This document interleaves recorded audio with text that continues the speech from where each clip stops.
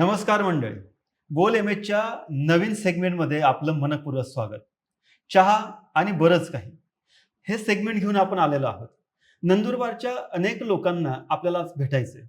या कार्यक्रमाच्या माध्यमातून आपल्याला भेटायचं आहे आणि आज पहिलाच कार्यक्रमाला माझे आवडते, अत्यंत आवडते कलाकार, ज्यांना पाहिल्याबरोबर हे तेच आहे का असा प्रश्नच पडत नाही. ज्यांना पाहिल्याबरोबर मनापासून हसू येतं. कारण नंदुरबारच्या म्हणजे खानदेशचे कॉमेडी किंग, ज्यांनी 100 पेक्षा अनेक चित्रपटांमध्ये काम केलेलं आहे, असे आज आपल्या स्टुडिओमध्ये आलेले आहेत विजय पवार सर. सर, आपलं मनपूर्वक स्वागत. जी नमस्कार. खरोखर मलाही आनंद होत आहे की माझा कोणीतरी पहिल्यांदा इंटरव्ह्यू घेतोय आणि मलाही उत्सुकता आहे. खरंच खरंच आम्हाला अनेक दिवसापासून आमच्या मनात इच्छा होती की एक नंदुरबारचे अनेक जे कलाकार आहेत त्यांना प्लॅटफॉर्म द्यायचा होता, त्यांच्याबरोबर पॉडकास्ट करायचा होता आणि पहिलाच पॉडकास्ट तुमच्याबरोबर करतोय, याचा आम्हाला खूप मनापासून आनंद वाटतोय. खूप खूप धन्यवाद सरजी. आता विजय पवार हे नाव जर आपण ऐकलं किंवा पाहिलं नंदुरबारच्या किंवा खानदेशमध्ये, तर एक कॉमेडी किंवा हसणारे किंवा हसवणारे असे कलाकार. तर ही ओळख पडताना की तुम्हाला प्रेरणा कुठून मिळाली, की ही एखादी आपल्याला हसवायचं आहे, ही प्रेरणा कुठून मिळाली? खरं पाहायला गेले तर ही प्रेरणा माझ्या आईपासून मला मिळाली. कारण माझी आई अशिक्षित होती, परंतु तिला संपूर्ण खानदेशामध्ये जे काही आपल्या चालीरीती परंपरा ज्या काही आहेत त्या सर्व तिला अवगत होत्या. म्हणजे लग्नाची गाणी असतील, काही जात्यावरची गाणी असतील किंवा झोक्यात झोपवणाऱ्या बाळासाठी असतील किंवा चिडवण्याची गाणी असतील, काहीतरी असं चिडवायचं. तर आई त्यावेळेला, आम्ही लहान लहान असायचो त्यावेळेला आईच्या सोबत आम्ही जायचो आणि त्यावेळेला आई पुरुषांचे कपडे घालून त्यावेळेला आणि ते नकला करणं, त्या विविध अशा त्या हास्य अशा गाणे म्हणणं, व्यंगात्मक अशा पद्धतीचा अभिनय करणं आणि खऱ्या अर्थाने तिच्यापासूनच मला ही प्रेरणा मिळाली. म्हणजे माझी आईच माझा गुरु. मग हा प्रवास तिथूनच सुरू झाला का? मग तुम्ही पण करायचे का तशा पद्धतीने काही? मग नंतर मी ज्या वेळेला हायस्कूलमध्ये होतो तर हायस्कूलमध्ये असताना वडील पोलीसमध्ये होते, आम्ही पोलीस लाईनीत राहायचो आणि मी 7वी-8वी मध्ये असेल तर त्यावेळेला मी पण असं काहीतरी उचापात्या करायच्या. म्हणजे पोलीस लाईनीमध्ये एखादं घर बंद असेल तर बाहेरून हाक मारायची, ए ताई भाकर दे ना, लगेच ते दरवाजे उघडायचे, आम्ही तो पळून जायचो. मग असं ते लोक इकडचे तिकडे बघायचे, हसायला लागायचे, अरे हा पोरगा फारच हे करतो, फारच विनोदी, फार म्हणजे असं काही ना काहीतरी घटना अशा त्या घडायच्या, त्याच्यामुळे हास्य निर्माण व्हायचं आणि त्या वाढत गेल्या.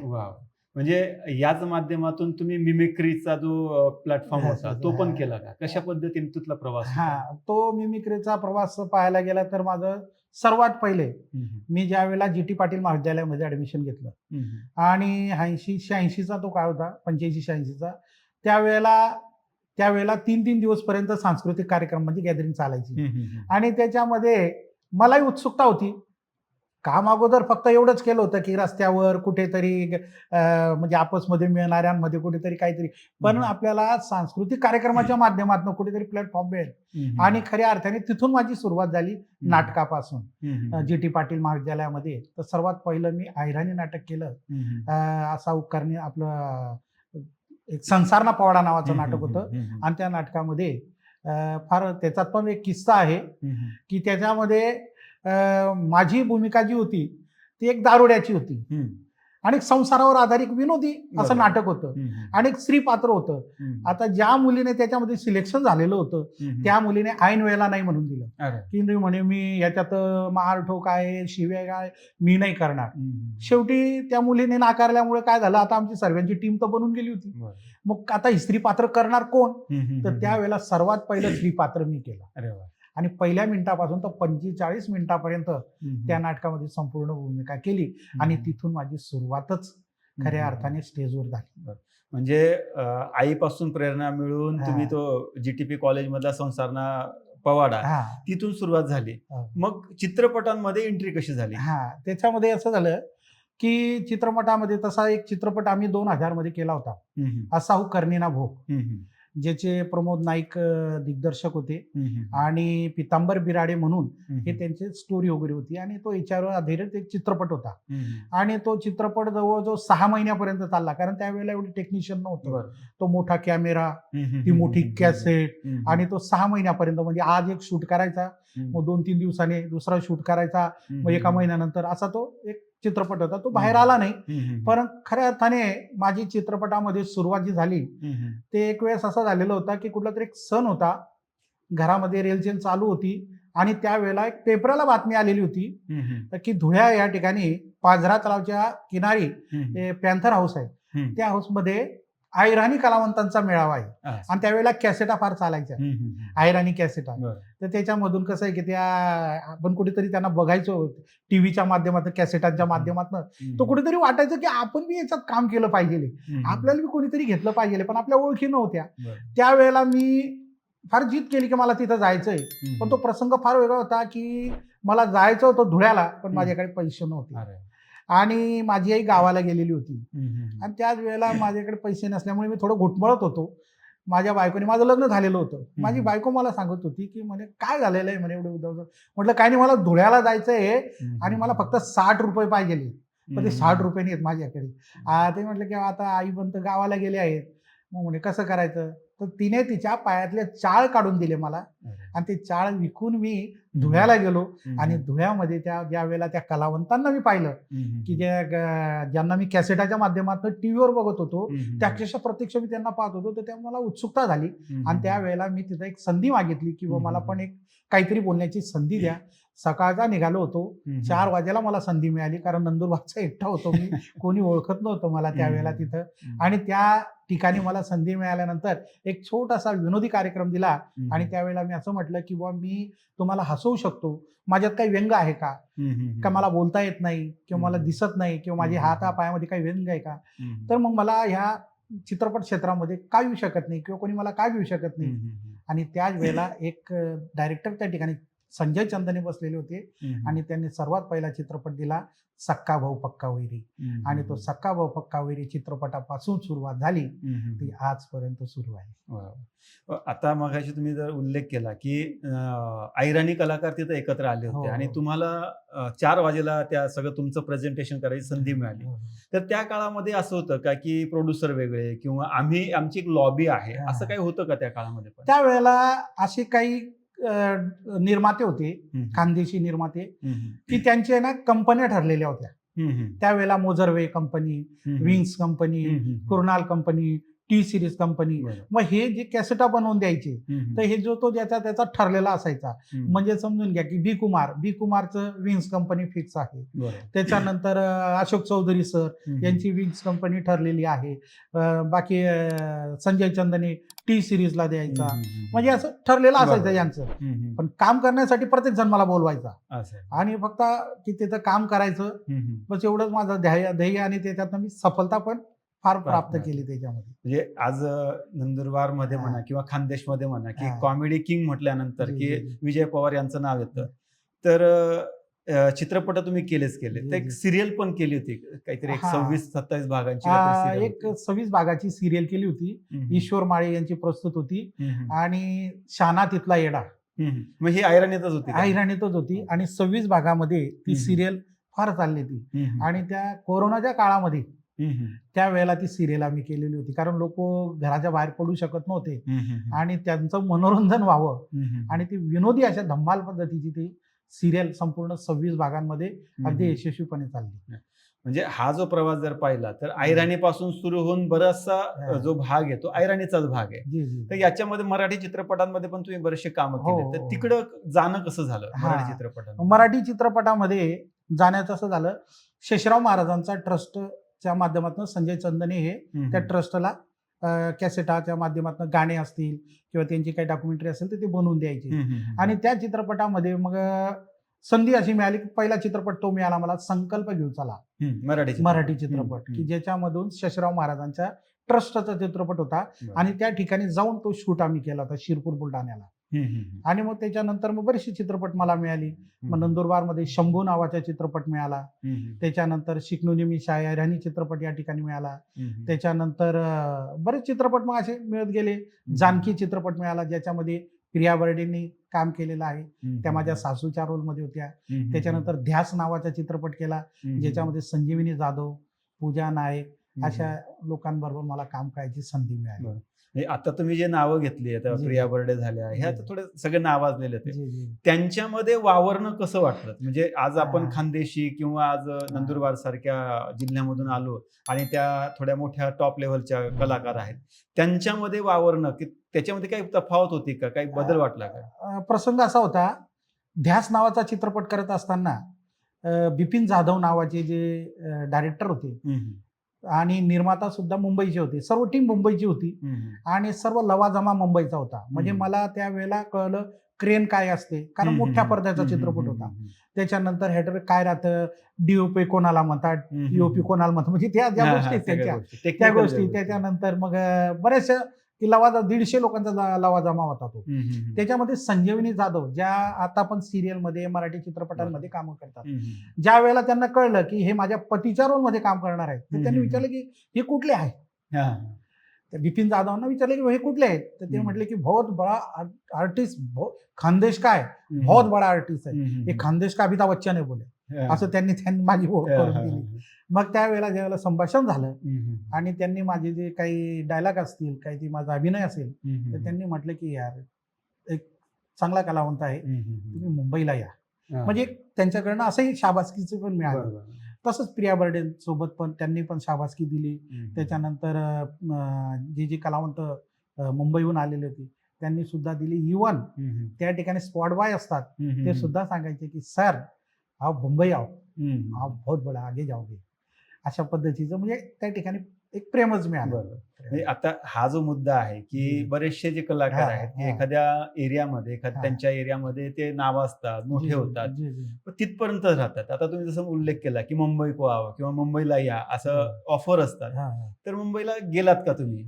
मुंबईला तसं जाणं तर झालं नाही, परंतु ध्यास नावाचा चित्रपट करत असताना व्हाईस भरण्यासाठी त्या ठिकाणी जायचो. आणि त्यावेळेला जीवनाची मुंबई जी म्हणतात, पाहण्याची संधी त्यावेळेला अशी मिळाली मला की तिथून जे डायरेक्टर होते बिपिन जाधव, ते माझं रिझर्वेशन करून द्यायचे. इथून आपली ज्या ट्रॅव्हल्स जातात त्याचं ट्रॅव्हल्समधून माझं करून द्यायचे. रात्री इथून प्रवास सुरू व्हायचा, पहाटे मला सांगायचे की वाशाचा बिसलेरी पॉइंट आहे, त्या ठिकाणी उतरायचं. तिथून उतरलं का त्यांचा एक माणूस मला घ्यायला यायचा मोठ्या गाडीमध्ये, ते बसवायचे. बसवल्यानंतर एका याच्यात रूमवर घेऊन गेल्यानंतर ते फ्रेश वगैरे व्हावं, थोडंसं नाश्ता चहा पाणी झाला की पुन्हा त्याच गाडीत घालायचे आणि पुन्हा लोखंडवाळा जो कॉम्प्लेक्स आहे त्या ठिकाणी एक स्टुडिओ आहे, त्या स्टुडिओमध्ये ते मला जवळजवळ 10-10:30 वाजेला आतमध्ये प्रवेश करून द्यायचे. तर संध्याकाळी रात्री ज्यावेळेला झोपट पडायचं त्यावेळेलाच बाहेर निघायचो. त्याच्यामुळे काय मुंबईला की आणि ते पाहिलंय वातावरण, मी जेव्हा म्हटलं आपल्या कामाचं नाही, म्हणजे त्या ठिकाणी आपलं कधी थांबू शकत नाही असं. पण मग संधी नाही मिळाली का असे मुंबईच्या असे मोठे जे चित्रपट झाले? मला संधी एक सिरियल चालायची सह्याद्री चॅनलवर, बजरंगाची कमाल नावाची एक सिरियल चालायची, त्याच्यामध्ये मला बजरंगचा रोल मिळणार होता. आणि त्यांनी ठरलं होतं की त्यांचं शूट फक्त आठवड्यातनं 2 दिवस असायचं. आणि त्यांनी असं म्हटलं होतं की तुम्हाला बजरंगचा रोल तुम्हालाच द्यायचा आहे, पर्सनॅलिटी वगैरे पाहून. पण म्हटलं की तुम्हाला आम्ही 2 दिवस देऊ शकतो, बाकीच्या दिवसाची व्यवस्था तुम्ही करायची. आता मला तो प्रश्न पडला की समजून घ्या की जरा आपण आजचं शूट झालं, पुन्हा घरी यायचं, पुन्हा अजून जायचं, कारण तिथं राहण्याची आपली व्यवस्था होऊ शकत नाही. कारण मुंबईमध्ये ह्याच गोष्टी आहेत की मला बऱ्याच वेळेला ऑफर मिळाल्या, परंतु ह्या गोष्टी की तुम्ही पहिले तुमची राहण्याची व्यवस्था करा. व्यवस्था जर का होत असेल तरच तुम्ही मुंबईला या, कारण खायला मिळून जाईल, पण राहण्यासाठी व्यवस्था जी आहे ती तुम्हाला करा. म्हणजे या दृष्टिकोनातून विचार केला की बरेचसे जे कलाकार आहेत, जे हरहुन्नरी कलाकार आहेत, ते ओरिजिनल कलाकार आहेत, ते एवढ्याच कारणामुळे अजूनही नंदुरबार म्हणजे मुंबई पासून लांब आहेत.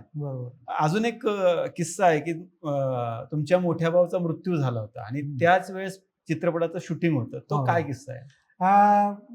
माझा मोठे भाऊ 40 वर्षाचे होते आणि आजारी होते, त्यांचं दुःखद निधन झालं होतं. पण त्या अगोदर अशोक चौधरी सर वंजारीकर हे फेमस खानदेशातलं व्यक्तिमत्व की ज्यांच्या बऱ्याचशा कॅसेटा फार गाजत होत्या त्यावेळेला, साली नंबर 1 वगैरे भरपूर एकदम याच्यामध्ये. आणि त्यांनी मला पहिल्या वेळेस संधी दिलेली होती. तर त्यांनी मला 1 महिना अगोदर सांगून दिलेलं होतं की सर, विजय पवार सर, ही तारीख आहे, या तारखेला तुम्हाला इथं यायचं आहे, आपलं सर्व शेड्यूल ठरलेलं आहे. मी म्हटलं चालेल दादा, मी हो म्हणून दिलं.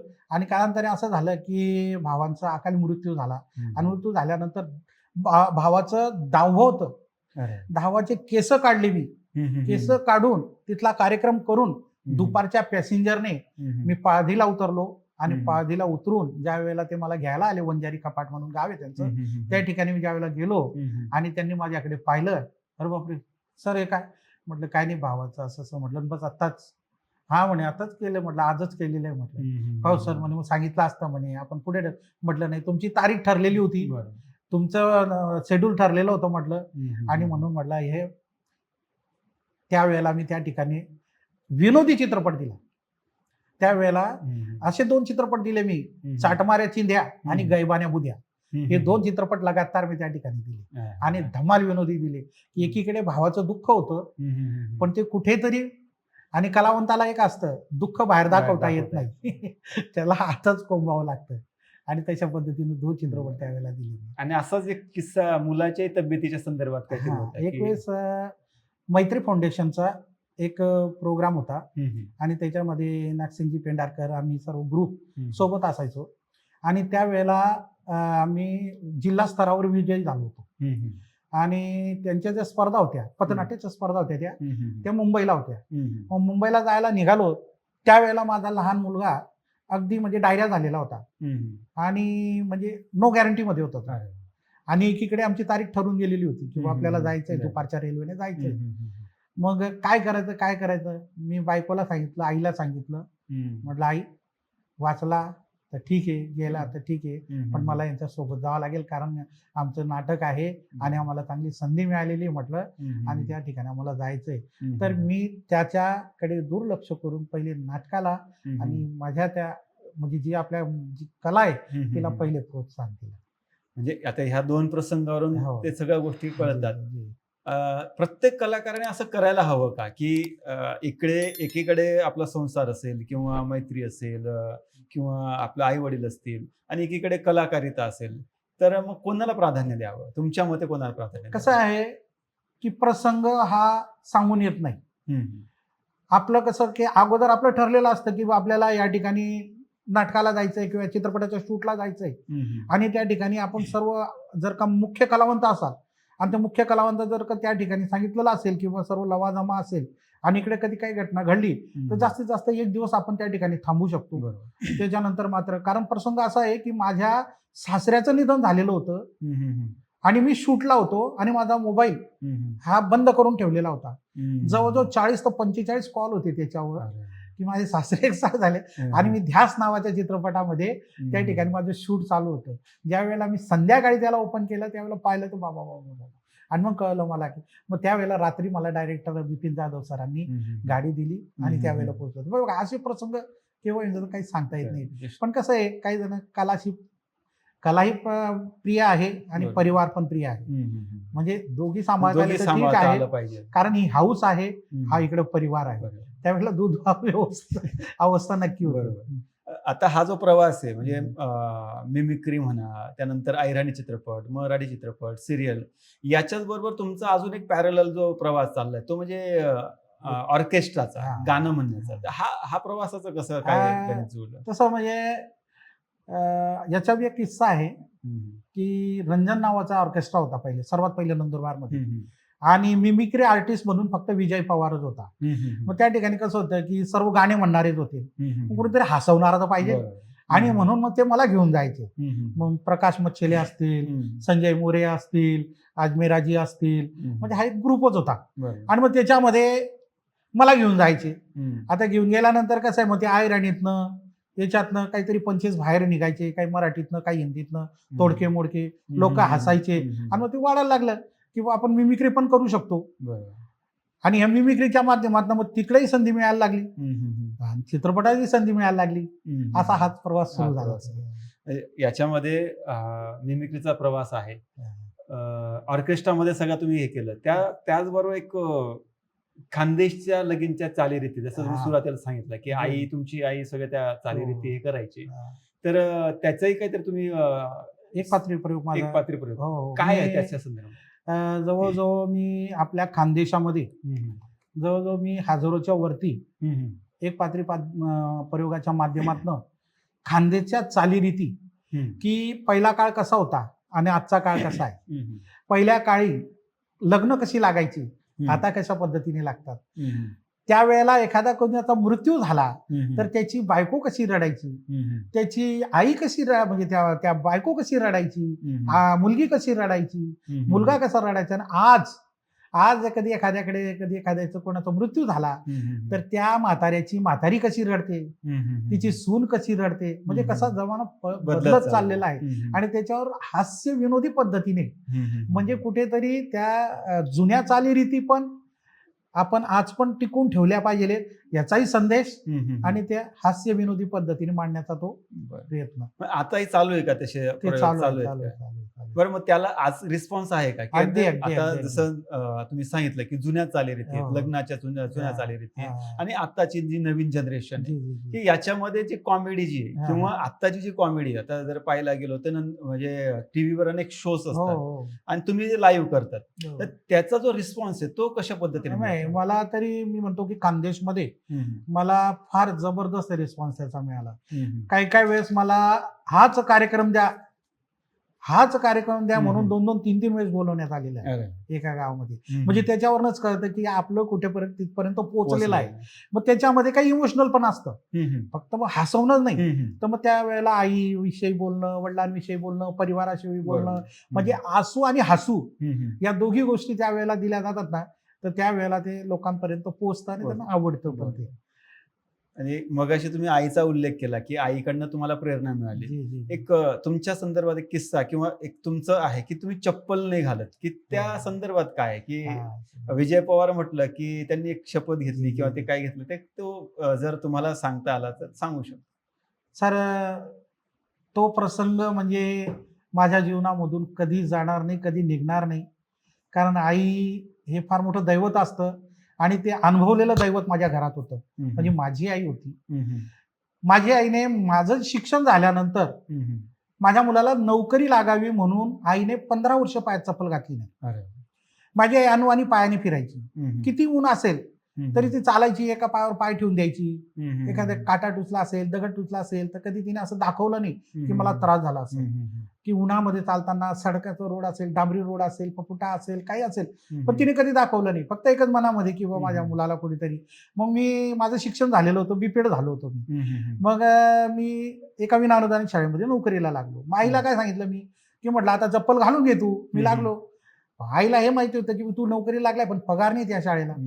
मग पगार नाही तर ज्या वेळेला तुझा पगार चालू होईल त्यावेळेला मी पायात चप्पल घालेल. आणि आई अशा पद्धतीने चालतच होती. मग आम्ही काय करायचो, सुट्टी असायची, दिवसामागे दिवस जात होते. सुट्टी असायची, आता आम्ही कोणाकडे जायचो नाही की सुट्ट्या शेगावला देवदर्शन करायचे, 2-3 दिवस थांबायचं आणि त्या ठिकाणी जायचं. तसाच आमचा त्या दिवसाचा एक प्रवास होता. आम्ही जवळजवळ 3 दिवस त्या ठिकाणी थांबलेलो होतो शेगावला. आणि परतीचा प्रवास होता. अमरावती सुरत गाडी ही 11 वाजता त्या ठिकाणी येते, 11, सव्वा 11 वाजता येते ती शेगावच्या रेल्वे स्टेशनला. आम्ही जवळजवळ 10-10:30 वाजेपासून स्टेशनवर येऊन बसलेलो होतो. आम्ही असे बसलेलो होतो की मागे बसलेलो होतो. म्हणजे असं आम्हाला माहिती नाही की डबा इथपर्यंत येतील का कुठपर्यंत थांबतील असं आम्हाला माहिती नव्हतं. मग आम्ही मागे बसलेलो होतो आणि 11, 11:30 वाजता गाडी आली. गाडी आल्यानंतर ती पुढे जाऊन थांबली. म्हणजे जी मागचा डबा होता ना तो पण लांबपर्यंत सुटला. मग आम्ही पळत माझी दोघी मुलं, पत्नीला घेऊन, आईला घेऊन, मी हळूहळू ती बॅग वगैरे घेऊन आम्ही पळत 5-6 डबे असे पुढे गेलो. लोक उतरत होते, चढत होते. माझ्या मुलांना मी ती जी ओपन खिडकी असते त्याच्यातनं मी मध्ये त्यांना म्हटलं बाबा जागा वगैरे सांभाळून ठेवा. बॅगा वगैरे दिल्या त्यांच्याजवळ. मग माझ्या आईने माझ्या बायकोला चढवलं. मी माझ्या आईचा हात सजवलं. तेवढं गाडीची एक विसल झालेली होती आणि विसल झाली होती. आईला म्हटलं गाडीचं विसल झाली, जरा लवकर चढ. आईने एक हँडल धरलेला होता आणि दुसरा धरणार होती. तेवढ्यामध्ये गाडीने एकदम क्विक वेग घेतला. अगदी म्हणजे एकदम रनिंग सुरू केली. आणि तो आईचा जो हात होता, हात सटकला, हात लागलाच नाही दुसरा, पण हा पण हात सटकला. आणि त्या सटकल्यानंतर काय झालं की त्या जो पाय ठेवला होता तो पाय सुद्धा त्या काहीतरीवरनं खाली गेला आणि माझी आई माझ्या डोळ्यात देखत खाली गेली. खाली गेल्यानंतर मी प्लॅटफॉर्मवर झोपून आईला असं प्लॅटफॉर्मकडे खालच्या बाजूला इकडे सरकवण्याचा प्रयत्न केला, परंतु तोपर्यंत एक चाक आलं आणि माझ्या आईचा डावा पाय त्या ठिकाणी काढून आईला उचलून मी त्या ठिकाणी प्लॅटफॉर्मवर ठेवलं. प्लॅटफॉर्मवरनं एका रिक्षामध्ये घेऊन आईला तिथल्या प्राथमिक आरोग्य केंद्राला घेऊन गेलो शेगावच्या. तिथून आईला तिथल्या डॉक्टरांनी सांगितलं की या ठिकाणी काही उपचार होणार नाही, अकोल्याला घेऊन जावं लागेल. आणि म्हणून मी ॲम्ब्युलन्समध्ये आईला त्या ठिकाणी ट्रेचरवर आईला टाकलेलं होतं. मी, माझी बायको, माझी मुलं आम्ही रडत होतो, आईकडे बघत होतो. पण आई एकच सांगत होती, अरे बाळा रडतो कशाला, अरे काही होणार नाही मला, हा पाय गेला ना मी काय करेल, आपली प्लास्टिकची बाटली असते ना, पाणी पितो ना आपण ती बॉटल, ती कापून पायात घालून घेईल, मी पाहिलेलं आहे बऱ्याच जणांना. अशी आई आम्हाला हिंमत देत होती. आणि माझी त्या ठिकाणी हिंमत हटत होती की माझ्या आईचं कसं होईल, कारण रेल्वेचा मार होता आणि रेल्वेचा मार म्हणजे हा काही होऊ शकतं अशा पद्धतीचं होतं. तर माझ्या मनामध्ये फक्त एकच, आणि संपूर्ण आई मला त्या रडण्याच्या याच्यामध्ये दिसत होती. सर मी 3 दिवसापर्यंत त्या ठिकाणी झोपलो नाही. ज्या ठिकाणी आईला ॲडमिट केलेलं होतं सहारा हॉस्पिटल देशमुख म्हणून आहेत, खरोखर एक परमेश्वरासारखं ते व्यक्तिमत्व मिळालं. त्यांनी त्या ठिकाणी ॲडमिट करून घेतलं. ॲडमिट केल्यानंतर त्यांनी सांगितलं, धीर दिला त्यांनी. आई ज्या वेळेला आयसीयूमध्ये घुसत होती त्यावेळेला सुद्धा उठून बघत होती की रडू नका, अशी माझी आई मला सांगत होती की रडू नको, काही होणार नाही मला. जसं ते काचेचं झापड बंद होत होतं तरी सुद्धा ती काचेच्या तिकडनं बघत होती. आणि माझे डोळे पूर्ण पाणवलेले होते, माझ्या बायकोचे डोळे पाणवलेले होते की माझी आई आता मला दिसेल का नाही दिसेल. हा माझ्या मनामध्ये होतं की ज्या आईने माझ्यासाठी एवढे कष्ट केले, एवढी मेहनत केली, पण मी तिच्यासाठी काहीच करू शकलो नाही. हे दुःख आणि वेदना त्यावेळेला जाणवल्या. आणि त्या दिवसापासून तर आजपर्यंत मी चप्पल घालत नाही. आज मला चालताना जाणवतो मात्र एप्रिल मे महिन्यामध्ये, म्हणजे फेब्रुवारी महिन्यापासून सुरू होऊन जातं की ज्या वेळेला एखाद्या तप्त्या रस्त्यावर चालताना किंवा फुकट्यानं चालताना तर किती वेदना होतात, तर तिने किती वेदना झेलल्या असतील. आणि म्हणून आई फार म्हणजे तिचा मोलच नाही, अशी माझी आई. म्हणजे हा एवढा सगळा म्हणजे अनेक प्रसंग तुमच्या आयुष्यात आले. म्हणजे लहानपणापासून तर लहानपणी वडील चालले गेले, त्यानंतर मग आईने वाढवलं, या सगळ्या गोष्टी झाल्या. आता जो ते नोकरीचा काळ जो आहे तो तो कसा सुरुवात झाली नोकरीच्या? मी ज्या वेळेला कॉलेजमधून सुटलो, निघालो, त्याच्यानंतर मी कामाच्या शोधात होतो. आणि कामाच्या शोधात असल्यामुळे मला इंदिरा ग्राहक भांडारमध्ये नोकरी करण्याची संधी मिळाली. त्या भैयासाहेब बडेसिंगजी रघुवंशी साहेब यांच्या याच्यामध्ये मला संधी मिळाली दादासाहेबांच्या आशीर्वादाने. त्या ठिकाणी मी जवळजवळ इंदिरा ग्राहक भांडारमध्ये 12 वर्ष नोकरी केली. आणि नोकरी करत असताना मी हमाली पण करायचो. दुपारच्या वेळेला दुधाच्या कॅन वगैरे वाहने वगैरे हे पण करायचो. काही सामान वगैरे वाहण्याचं लॉरी घेतलेली होती मी, त्याच्यावर हमाली पण करायचो मी. आणि रात्री काही ठिकाणी वाचपणी पण करायचो मी. म्हणजे त्या ठिकाणी असं खाजगी काम वगैरे असं त्या पद्धतीने मला ते मिळालं. 12 वर्षापर्यंत मी इंदिरा ग्राहक भांडारमध्ये काम केलं. त्याच्यानंतर आदरणीय चंद्रकांत रघुवंशी साहेबांनी ज्यावेळेला माहिती पडलं त्यांना की शिक्षित आहे असं आहे, आणि मग त्यांनी मला हायस्कूलमध्ये संधी दिली. नंदुरबार तालुका विधायक समितीमध्ये त्यांनी मला संधी दिली. आणि आज म्हणजे आता हे नोकरी सांभाळून तुम्ही हा सगळा जो कलाकारिता करत आहात ते सगळं करत आहात.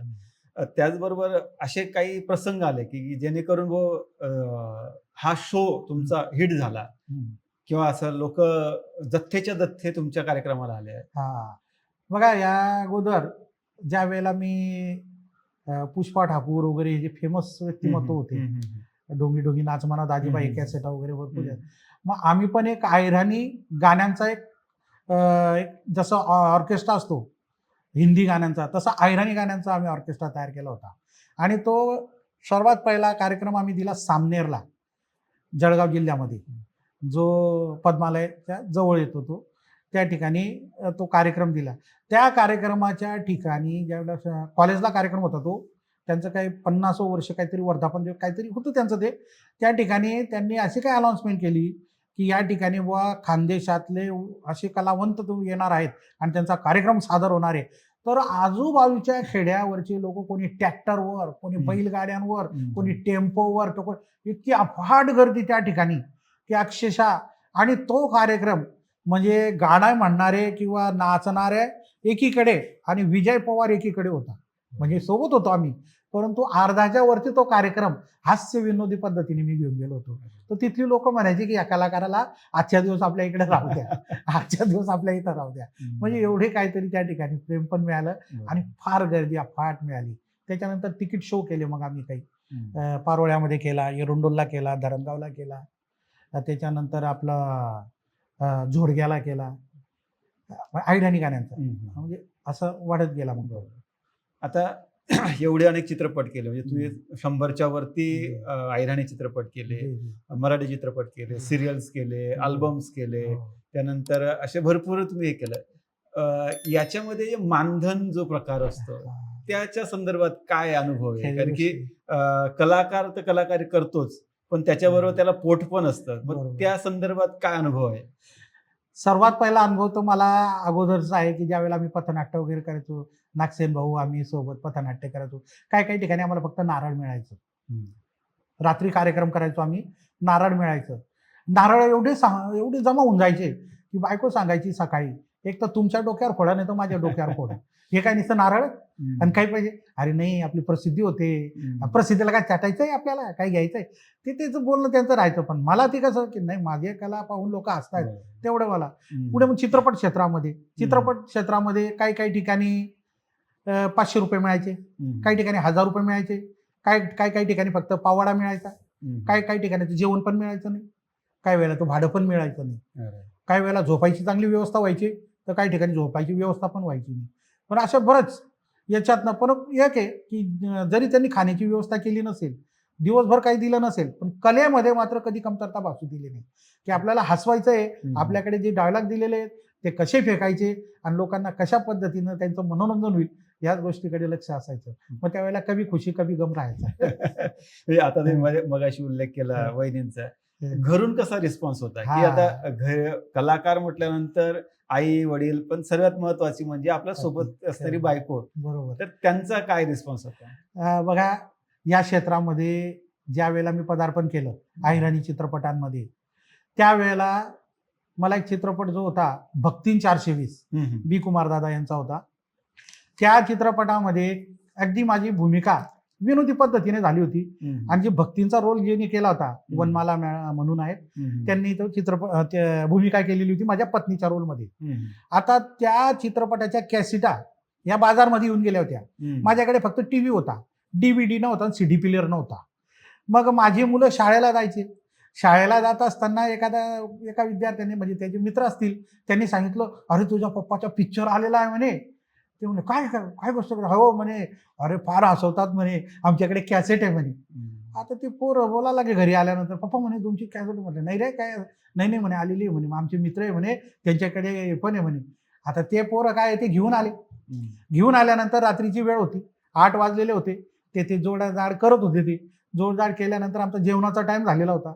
जेवण करताना म्हटलं चला मग आता सर्वजण बघू. माझी बायको बसलेली, माझी आई बसलेली, मी बसलेलो, मुलं बसलेले, ताट आलेला होता समोरच.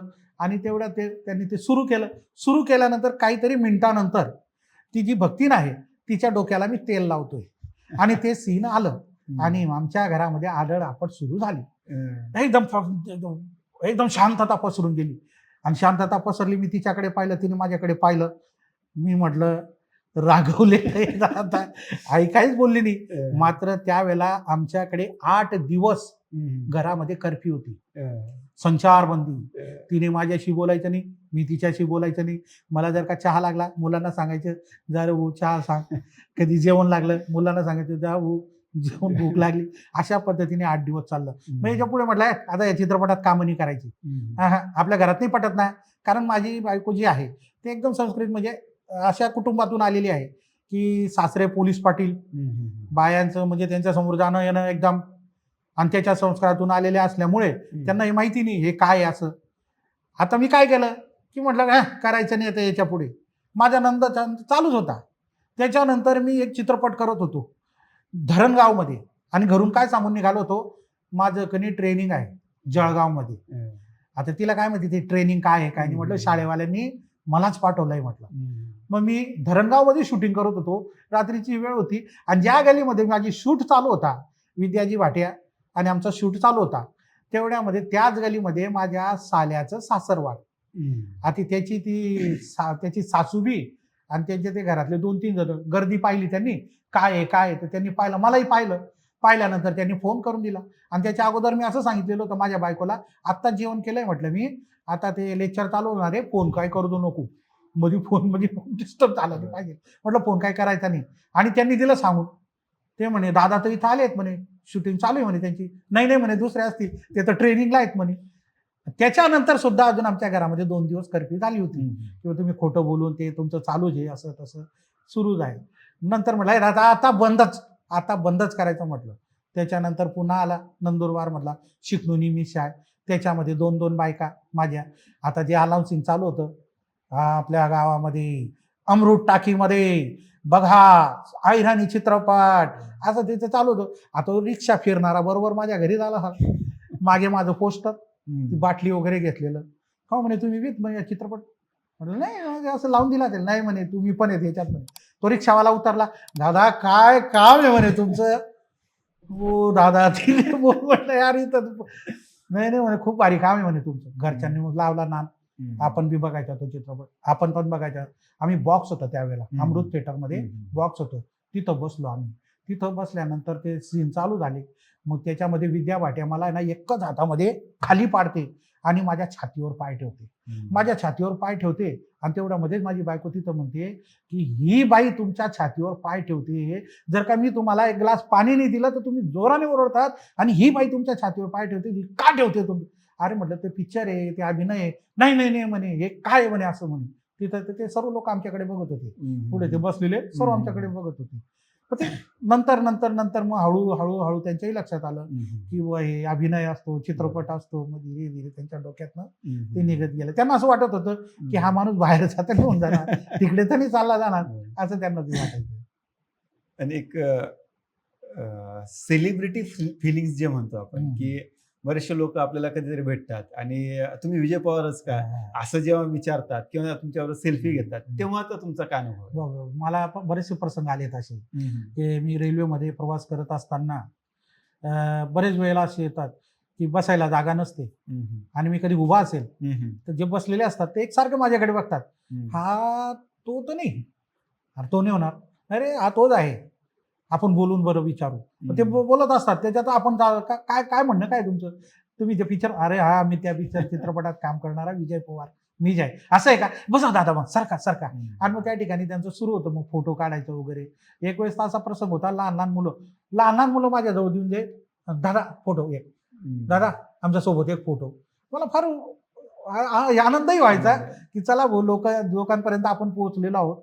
आणि एक वेळेस माझा असा प्रसंग होता की मी कार्यक्रम दिला होता सेलंबामध्ये भागवत कथा होती, त्याच्यामध्ये माझा एक विनोदी कार्यक्रम होता. त्यावेळेला जवळजवळ 150 लोकांनी माझ्यासोबत फोटो काढले. त्यावेळेला मी इतका भारावून गेलो की या लोकांना काय माझ्याविषयी वाटत असेल, की यांना किती आनंद होत असेल, त्यांचाहून जास्त आनंद मला होत होता की यार खरं आपण लोकांपर्यंत पोहोचलो आहोत. आताचा हा जो सगळा जीवन प्रवास तुम्ही सांगितला, त्याच्यामध्ये मिमिक्री पासून तुम्ही ऑर्केस्ट्रामध्ये काम केलं, त्यानंतर बऱ्याचशा गोष्टी तुम्ही सगळ्या कलाकाराच्या संदर्भात केल्या. या सगळ्या चित्रपटांमध्ये किंवा सिरियल्समध्ये किंवा एवढ्या सगळ्या काम करण्याच्या याच्यामध्ये चॅलेंजिंग रोल तुम्हाला असा कोणता वाटला? चॅलेंजिंग रोल मला एक मिळाला होता. जो चित्रपट भिकारी नंबर 1 नावाचा चित्रपट होता आणि तो पारोळ्या या ठिकाणी शूट झाला होता. संजय जवस नावाचे निर्माता दिग्दर्शक होते आणि मुंबईचे होते ते. आणि त्या ठिकाणी त्यांनी एक ऐराणी चित्रपट त्या ठिकाणी बनवण्याचं त्यांनी त्या ठिकाणी ठरवलं होतं. कॅमेरामन पण रमेश म्हणून होते, ते पण मुंबईचे होते. मग त्या ठिकाणी चॅलेंजिंग रोलसाठी मला त्यांनी आमंत्रित पहिलं अगोदर असं सांगितलं की बुवा असा एक चित्रपट आहे भिकारी नंबर 1, तर तुम्हाला त्याच्यामध्ये काम करायचं आहे. मी गेलो त्या ठिकाणी. मग रेस्ट हाऊसला गेल्यानंतर त्यांनी सांगितलं की आतापर्यंत तुम्ही जे चित्रपट केलेत सर्व विनोदी चित्रपट केले असताल, इमोशनल केलं असेल, काय केलं असेल, तर तुम्हाला आम्हाला चॅलेंजिंग रोल द्यायचा आहे. म्हटलं आता चॅलेंजिंग रोल काय असेल नेमका. मग ते म्हटले की बुवा चॅलेंजिंग रोल असा आहे की तुम्ही त्या ठिकाणी एकही शब्द बोलणार नाहीत, तुम्हाला मूक अभिनयाद्वारे तुमचा अभिनय त्या ठिकाणी दाखवायचा आहे. आणि त्या ठिकाणी ज्या वेळेला मी त्या चित्रपटामध्ये काम करत होतो तर माझा पूर्ण लूक त्यांनी लक्ष्मीकांत बेर्डे यांचा सारखा दिलेला होता. माझा मेकअप पहिला चित्रपट असेल माझा जीवनामधला, की 1.5 तासपर्यंत माझा मेकअप चालला होता. आणि त्या मेकअपमध्ये की लक्ष्मीकांत बेर्डेंचे बालक असे फोटो ठेवून ठेवून ते माझा मेकअप करत होते. आणि त्या चित्रपटामध्ये मी मुख्याची भूमिका केली. अशा पद्धतीची भूमिका केली की तो संजय जवळ सुद्धा सांगायला लागला की यार ग्रेट आर्टिस्ट, की बोले ज्याच्यात टाकला त्याच्यात निघणारा माणूस आहे म्हणे तुम्ही. त्यावेळेला फार शाबासकीची साथ मिळाली. त्याच्यात मुक्का होतो आणि एक असे पात्र घेतलेले होते. एक बटका होता, एक अपंग होता आणि एक मंदिराच्या शिडीच्या खाली हे तिघी भिकारी बसलेले आहेत. आणि त्याच्यामध्ये जो कोण येतो तो मला देतो. मी केल्यानंतर मला देतात की हो चांगले दिसतात, हा बिचारा मुक्का आहे, हा बोलू शकत नाही. मग त्याच्यातनं ते भांडणं वगैरे, मग तो विनोदी असे विनोद झळकले त्याच्यामध्ये की तो चित्रपट अगदी चांगला चालला. पण त्याची कॅसेटच त्यांनी बनवली होती. त्याच्यानंतर परत तो चालला होता चित्रपट. म्हणजे आता तुम्ही मगाशी उल्लेख केला, की त्या निर्मात्यांनी तुम्हाला सगळे असे अनेक निर्मात्यांनी तुम्हाला मदत केली. असे कोणते निर्माते? हां, मला बघा खानदेशमध्ये बी. कुमार दादा असतील, अशोक चौधरी सर असतील, ईश्वर माळे असतील, त्याच्यानंतर विश्राम बिरारी सर आहेत धुळ्याचे, त्याच्यानंतर प्रकाश पाटील पिंगळवाडेकर यांचं असेल, त्याच्यानंतर साजिद खान म्हणून आहेत धुळ्याचे, ज्यांनी सटीना टाक चित्रपटासाठी ज्यांनी हे केलं होतं ते असतील. त्याच्यानंतर आपल्या विजय माळवे नंदुरबारचे, त्याच्यानंतर दिवंगत अनिल चौधरी सर आहेत, त्याच्यानंतर एक मोतीलाल चौधरी म्हणून आहेत शिरपूरचे, बनारसे म्हणून आहेत ज्यांचे आता सध्या गाणे फार चालतात, अशोक बनारसे, त्यांनी सुद्धा मला अल्बममध्ये वगैरे काम करण्याची संधी दिली. त्याच्यानंतर संजय सोनवणे जे 40गावचे आहेत त्यांनी सुद्धा त्याच्यामध्ये संधी दिली. त्याच्यानंतर औरंगाबादमध्ये आमचे डॉक्टर देसले म्हणून आहेत, की अगदी फेमस व्यक्तिमत्व आहे, त्यांनी सुद्धा मला संधी दिली. जितेंद्र देसले यांनी मला संधी दिली. विजयाताई मानमोडे ज्या पुण्याच्या आहेत त्यांनी सुद्धा मला संधी दिली. त्या ठिकाणी मला मोठा अवॉर्ड पण मिळाला. खानदेश रत्न पुरस्कार पुण्यामधून त्यांच्या हस्तेच मला मिळाला होता. त्यांनी सुद्धा मला याच्यामध्ये संधी दिली. बरेच असे की निर्माते आहेत की त्यांनी छोटासा जरी रोल असेल तरी सुद्धा त्यांनी मला त्याच्यामध्ये काम करण्याची संधी दिलेली आहे. जरी छोटा रोल असेल की विजय पवार यांना बोलवा. मग आता जे अशोक चौधरी सर आहेत ते दिवंगत झालेले आहेत. त्यांचा जे चिरंजीव आहे दीपक चौधरी सर, ते मला आता सध्या आमचं एक सिरियल आली होती आगाव पांड्यानी सगाई, हे पण यूट्यूबला आहे. बरेचसे चित्रपट माझे यूट्यूबला आहेत. भक्तीन 420, लगे रोडुबऱ्या बाई, 3 ती गाड्या, त्याच्यानंतर मायनी वारी, मायनी सेवा, नरेंद्र कोळी जे धुळ्याचे आहेत त्यांचं सुद्धा मायनी वारी, त्याच्यानं करा नवस माता पावस, बरेचसे चित्रपट हे यूट्यूबला पण आहेत. यांनी सर्वांनी मला संधी दिली आणि आज म्हणून विजय पवार आज या मुकामपर्यंत आलेला आहे. एवढे अनेक अनुभव, अनेक चित्रपट, सगळ्या गोष्टी घेऊन आणि त्याचबरोबर तुम्हाला अनेक पुरस्कारही मिळालेले आहेत. म्हणजे हास्य विनोद पुरस्कार असेल, जिल्हा युवा पुरस्कार असेल, राज्यस्तरीय पुरस्कार असतील किंवा गुणवंत शिक्षक पुरस्कार आहे. सकाळच्या मार्फत तुम्हाला कलावर्ती पुरस्कार मिळाला, खानदेश महोत्सवमध्ये पुरस्कार मिळाला. अनेक पुरस्कार मिळाल्यानंतर सुद्धा आता पुढची वाटचाल काय तुमची, की याच्यानंतर काय करायचं? याच्यानंतर हेच आपला जो हा आता पुढे जाऊन, कारण मी ज्या शाळेला आहे त्या ठिकाणी काही मला पेन्शन नाही आहे किंवा मला काही पुढे जाऊन काही पगार चालू राहणार नाही, परंतु उपजीविका तर मला ते करायचंच आहे. आणि पुढे जाऊन एखाद्या वेळेला अकॅडमी वगैरे स्थापन करावी आणि काही कलावंत काही घडवता आले आपल्याकडनं. कारण असं असतं काही काळखंड असतो कलावंताचाही आणि त्याच्यानंतर त्याची उतरता सुरू झाली तर त्याने कुठेतरी पुढे मागच्या कलाकारांना तरी किंवा नवीन कलाकारांना कुठेतरी घडवण्याचं तरी कार्य केलं पाहिजे. आणि म्हणून एक मनामध्ये ध्यास आहे की आपल्याकडनं काही कलावंत घडवावेत आणि त्यांनी तरी मी जिथपर्यंत पोहोचलो नाही परंतु त्यांनी तिथपर्यंत पोहोचावं आणि आपलं नाव उज्ज्वल करावं याच्यासाठी माझे मनामध्ये ध्यास आहे.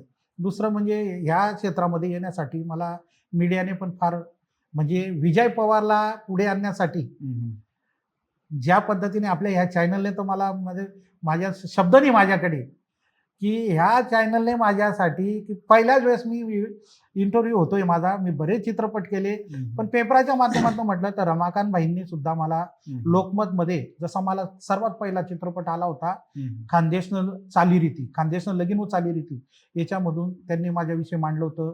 त्याच्यानंतर दीपक कुलकर्णी सरांनी माझा प्रवास हा जो बिना चप्पलचा त्यांनी इतका सुंदर पद्धतीने मांडला होता. पूर्ण उत्तर महाराष्ट्रामध्ये तो प्रसिद्ध झाला होता. दीपक कुलकर्णी सरांनी, त्याच्यानंतर रणजित राजपूत सरांनी मांडला, त्याच्यानंतर आपले जीवन पाटील सरांनी दिव्य मराठीच्या माध्यमातून, आणि कलाल भाऊ असतील, राकेश कलाल असतील, सर्व म्हणजे मीडियाचं, मी तर म्हणजे लोकमत परिवार पासून तर सर्व मीडियापर्यंत सर्वांनी मला उजाळ्यात आणण्याचं काम केलं.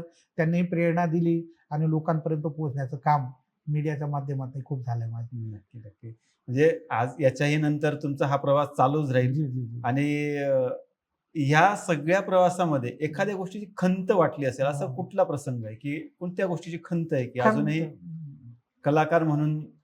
खंत एकच आहे की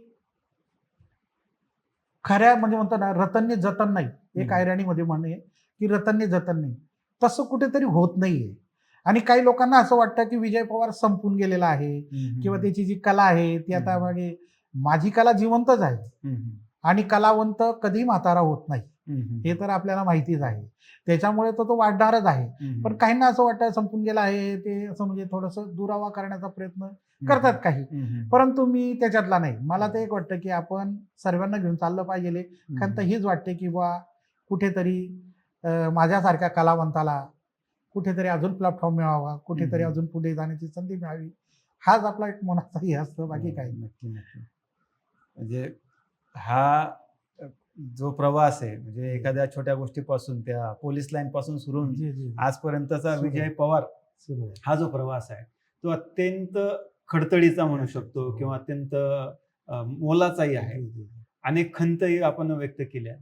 याच्याही नंतर आपण कलाकार म्हणून राहणारच आहात आणि अनेक अशा गोष्टी आपण करणार आहात. तुमच्या पुढच्या वाटचालीसाठी आमच्या बोल एमएच चॅनलकडनं आपल्याला मनपूर्वक शुभेच्छा. आपण या कार्यक्रमाला, या चॅनलला आलात, आम्हाला इंटरव्ह्यू दिल्यात, आम्हाला खूप मनापासून आनंद झाला. धन्यवाद. मी सुद्धा बोल एमएच ह्या चॅनलचा खूप खूप आभारी आहे. आपल्या सर्व टीमचा आभारी आहे मी, की माझ्यासारख्या कलावंताची एक इंटरव्ह्यू घेऊन लोकांपुढे आणण्याचा तुम्ही प्रयत्न करणार आहात. मला ही संधी दिली त्याबद्दल खूप खूप आभार. धन्यवाद.